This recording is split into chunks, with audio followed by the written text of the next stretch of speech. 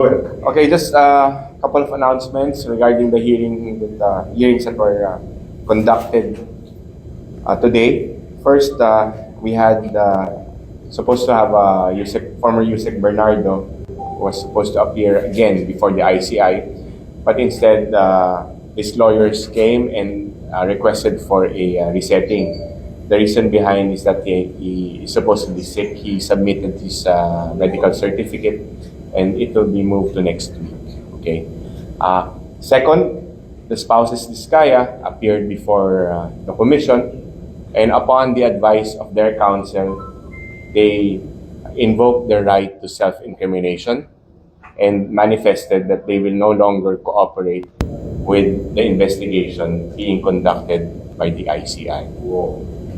So that would be the two announcements that I am sharing, informing the media and the public.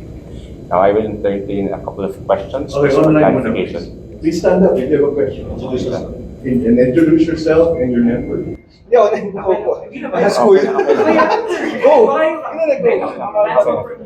Sir, just a follow-up dun sa they will not cooperate on the investigation. Okay. What is ICI's take on this? At ano po yung sinabi nila bakit? Yun nga, parang. Well, basically they explained that they were thinking that when they cooperate before the ICI, they will be getting a favorable recommendation from the commission as state witness. And they also cited a supposed interview by Ms. Karen Davila with Commissioner Babe Simpson, wherein the issue of the commission recommending a state witness was discussed. So as far as they're concerned, I believe that they said that there was a statement by Commissioner Simpson regarding his own personal take sa kanyang opinion na as of now, he sees no witness or no person who may be recommended by the commission as state witness. However, I believe, and I saw the interview, that he qualified that as his own and not by the commission. So because of that, they are now saying that they will no longer appear before the commission and cooperate. Okay, next. I think we're talking about them in seconds. Yeah. So, print, anybody from print? Okay, radio? TV? Now, Go. Jacob, how does the ICI see this non-cooperation from the Diskaya couple? Will this kailangan pa rin ba natin sila? And pag kailangan natin sila, natasabina, paano ba yun? Well, muna-muna, I believe that we are still continuing with our investigation. Tuloy-tuloy pa rin. Kung ano man ang mga nasabi nila, kung ano man ang mga nasabi ng mga ibang testigo, will be sufficient enough, no, for us to continue our investigation, build our cases, and file the necessary recommendations sa Ombudsman. Meron naman tayong magiging sources of information or evidence for us to build our case. So we don't need them anymore. Right now, I think we have, as far as they're concerned, anyway, they were able to appear before the commission, and that would stand. And we will take those into consideration still. So prior to this, we're curious, ba't pabalik-balik yung dalawa? Because they were saying that they needed they wanted to present other additional documents or evidence that might help the commission. Or last na lang my part on this Yes. subject. So ibig sabihin, sir, yun namang pag-investigate nyo, kasama yun sa mandate to recommend state witnesses, di ba? Yes, that's part of EO 94. Pero yun po ang premise ni Attorney Samaniego na we thought pwede kaming maka-advantage dito sa ICI, maybe considered as state witness. Is that a misappreciation of the premise of the investigation? Or Well, kung ano man yung kanilang reason for appearing before the commission, I will leave that to them. But as far as the evidence, their testimonies, and affidavits which they have already submitted to the commission, we will consider those. So we will consider. In what sense? That will be part of our investigation. Not, Now, kung ang ano man ang rason nila, kung bakit sila nagko-cooperate, sila yung mayroong rason noon. But as far as we're concerned, tinatanggap pa rin namin ang kanilang mga information, documents, or evidence that they have provided to us. Yes. Here, go ahead, Larry. Hi sir, Hardy Balbuena from PTV. Yeah, Hardy. Sir, kay Yusek Bernardo, may we know kung ano yung medical condition na naka-indicate dun sa medical certificate? Ang nakasulat yata parang flu or influenza, parang ganun. But hindi kaming kaming next week. Okay. And then sir, dun sa new set of names dun sa panibagong ILBO request, no? We've noticed karamihan dito ay private individuals. So may we know sino-sino po sila? Oh, I think it was in the hold on, it was on the announcement that we made. But can I just refer it just to be sure? We have the list pa, John? Para lang sigurado tayo. And I don't miss the names. Coming. Here you go. All right. So, okay, on October 13, 2025, the ICI sent a request to the Department of Justice for the issuance of an ILBO against the following individuals. Former Congressperson Mary Mitzi Mitch Kahayon Uy. Number 2, Arturo Art Atayde. 3, Alvin Tan. 4, Bong Marasigan. 5, Elmer De Leon. 6, Ed Fuentabella. 7, Johnny Santos. 8, John Mary, I don't know how to pronounce this, but Vianney Parago. Alvin Mariano, number 9. 10, Ryan Uy. 11, Daryl Resio. 12, Nestor Venturina. 13, Benji Tokol. Ito na-mention natin sa first, no? Number 14, Romeo Boggs Magalong Jr. This was inadvertently included, no? But this was already part of the initial list. Same as District Engineer Ramon de Venadera and 16, District Engineer Johnny Protesta Jr. So yung tatlong yon na nabanggit lang ulit, no? But ito ulit bago to, 17, District Engineer Aristotel Ramos, 18, District Engineer Michael P. Rosaria, and 19, Engineer Angelita Garucha. So those are the names included in our request for issuance of an ILBO. So sir, most of them are contractors. Tama ba? Not necessarily, no? I cannot divulge right now kung ano nila, but they definitely might have information with regard to the ongoing investigation being conducted by the ICI. Sir, Ricky Mendoza from Net 25. Sir, ano pong mangyayari dun sa nangyari kay Karen Davila?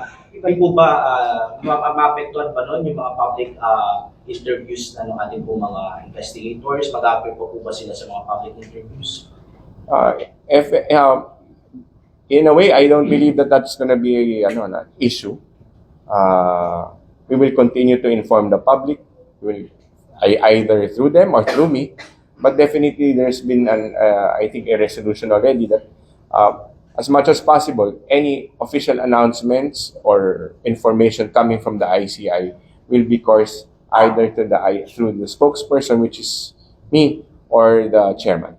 And follow-up ko na lang po, yung move po natin kay Zaldico. Sinabi niyo po kahapon, sir, na pag-aaralan. Ano na po yung state ng pinag-aaralan po natin? Yes. That's a good question. In fact, immediately after I said that, I went to our legal team and I wanted to know what is the real reason behind how the subpoenas were sent. And upon research, they just had difficulty in serving that. So we will study this further. Either we file a petition before the regional trial court for a contempt proceedings, or probably reissue a subpoena to comply with the legal requirements, just to be sure. So does that mean hindi na-serve yung subpoena po kay Zaldico? Not, sir, but there was a difficulty in serving it in person because he was outside of the country. Pero sir, pag na-serve na po ba natin yun na hindi pa siya attend, matutuloy na po ba yung papasite in contact po natin? Siyempre, we have sufficient basis already. We just gusto lang namin basis covered lahat, no? Walang butas sa aming sa pag-apply or sa pag-petition sa korte ng application for indirect contempt. So we wanted to make sure about that. I wanted to make sure about that. Kaya sabi ko, pag-aralan ninyong mabuti kung meron tayong dapat gawin pa just to make sure that we have sufficient basis to file or go to the courts and ask for indirect contempt. Gawin muna natin. Does the ICI have knowledge dun sa pinanggit po kahapon ng palas na gagawing state witness or may chance na gawing state witness po si Kong Martin Romualdez? Wala akong alam na ganong plano or ganong plano or intent by the DOJ because DOJ naman na magde-decide dyan. But definitely, I don't know or the ICI doesn't know about that. Pero sir, all throughout the course of your investigation or yung proceedings kahapon, may recommenda ba natin si Martin Romualdez as a state witness? Wala pa kaming, sabi ko nga sa isang, I was asked about that. Right now, wala pa ho within the horizon ng ICI. Kasi sa ngayon po, kailangan po namin muna tignan lahat ng mga facts, evidence, or even ng mga testimony ng mga tao. Dahil meron po tayong mga guidelines dyan, di ba? Sa WPP application. And one of those would be not the most guilty. Isa yung mga yun no? So, titingnan natin lahat ng mga elementong yan. And we want to make sure if and when there is a necessity na kailangan naming mag-recommend ng state witness, we have to be sure that we will be following those rules. So, sa ngayon, medyo kulang pa dahil simula pa lang nga ng investigation. So, we cannot conclude. Nasa may part lang sir para sa Last update one. lang po. Ano po yung, kumbaga yung process dun sa ILBO po, meron po bang, kailangan po ba nilang magpaalam dun sa DPWH kung lalabas po sila ng bansa? Well, I believe that's the procedure in any government agency. If you're a government employee, kailangan mo magpaalam ng travel authority ang tinatawag dyan sa head of agency.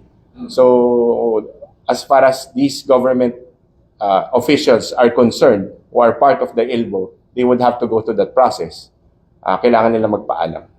Thank you, sir. Sir, Isa Mataner from Bombo Radio Philippines. Ask lang din ako ng update kasi di ba tuloy-tuloy na yung field investigation nga ng mga field engineers po ninyo as you said nung Monday. So any update on this? Mayroon na po ba tayong any development dito? Ayan, maganda na tanong ninyo yan, no? Kasi gaya nga ng sinasabi ni General Azurin nung Monday, nung nag-oath siya, and after that, during our press conference, the next step would be doing technical evaluation. And one of those is either you go directly to the site or we are exploring technology to do that. I cannot just tell you right now how we will do that, but we are exploring that and we are excited about that option. Sir, ano ang implication ng hindi na pag-operate ng mga Diskaya dito sa ICI considering na sila ang prominent talaga pagdating na sa mga contractor sa flood control projects? May any implication ba ito? Mabubutasan ba ang ICI with this? Hindi naman. Marami naman tayo mapapagkuhanan ng information. In fact, ang dami nang nagte-testify. And pagdudugtong-dugtong natin lahat yan para makuha natin kung ano talaga nangyari at makuha natin kung ma-filean natin or ma-recommend natin na ma-filean itong mga taong to. But definitely, we will get to the bottom of this. We will continue our investigation para malaman natin kung sino talaga yung mga may sala. Sir, Last Jason po na. ng Last SNI. question, please. Follow up on sa question ng Bombo Radio. Will this affect yung bilis ng investigasyon yung sa hindi na pag-cooperate ng mga Diskaya? And second question, sir, sa tingin ninyo may nag-influensya sa mga Diskaya para hindi na mag-cooperate sa investigasyon ninyo? As far as yung bilis ng investigasyon, hindi naman siguro. Gaya nga ng sinabi ko, we have other sources. We can tap other sources. At ano yung pangalawang Kung tanong? may nag-influensya sa mga Diskaya na I cannot speculate on that. Hindi ko So, under consideration ba sila na state witness? Wala pa nga kami, di ba? Sa gaya nga ng nasabi ko, it's too early to tell. Kasi kailangan natin makuha muna yung buong picture bago tayo makarekomenda kung kailangan mag-recommend. Sir, on the case of former use and for kasi padalawang beses na po hindi siya pumunta. If the third time around hindi pa rin siya sumipot for some reason, what will ICI do? We'll wait for that because it's the commission who will decide on that, Daphne.